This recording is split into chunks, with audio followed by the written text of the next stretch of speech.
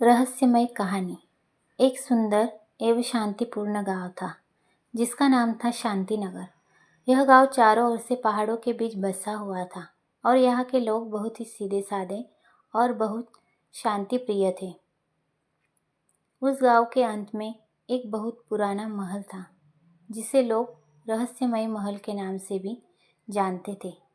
इस महल के बारे में वहाँ उसकी कई कहानियाँ प्रचलित थी, लेकिन किसी ने भी वहाँ जाने की हिम्मत अभी तक नहीं की थी। महल के बारे में कहा जाता था कि यह महल एक समय में बेहद ही सुंदर और भव्य था। यहाँ एक राजा और उसकी रानी पूरे परिवार सहित रहते थे। उस राजा का नाम विक्रम सिंह था और रानी का नाम माधवी।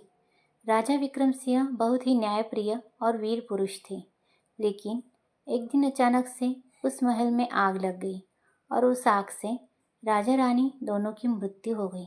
तब से यह महल वीरान हो गया और लोग इसे भूतिया महल भी मानने लगे। एक दिन उस गांव के कुछ युवकों ने मिलकर यह तय किया कि वे इस महल के सभी रहस्य के बारे में पता लगाएंगे। वे रात के समय महल में गए और वहाँ की जांच अच्छे से करने लगे। जब वो सभी अपने काम में जुटकर अच्छे से वे महल की जांच कर रहे थे, तभी महल के अंदर से उन्हें अजीब अजीब तरह की आवाज़ें सुनाई देने लगी। कभी किसी के वहाँ रोने की आवाज़ आती तो कभी किसी के हंसने की। वे सभी काफ़ी डर गए, लेकिन फिर भी वो आगे बढ़ते रहे। महल के अंदर एक पुरानी तिजोरी थी।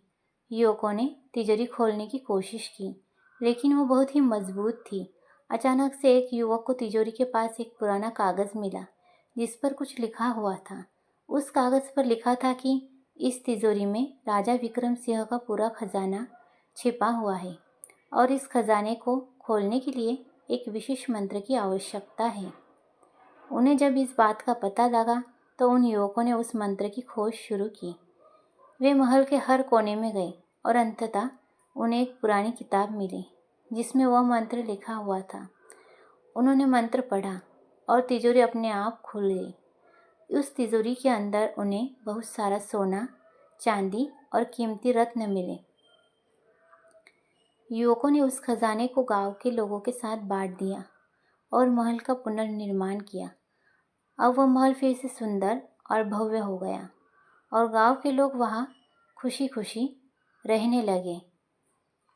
इस तरह रहस्यमय महल का रहस्य सुलझ गया और गांव के लोग एक नई शुरुआत कर सके।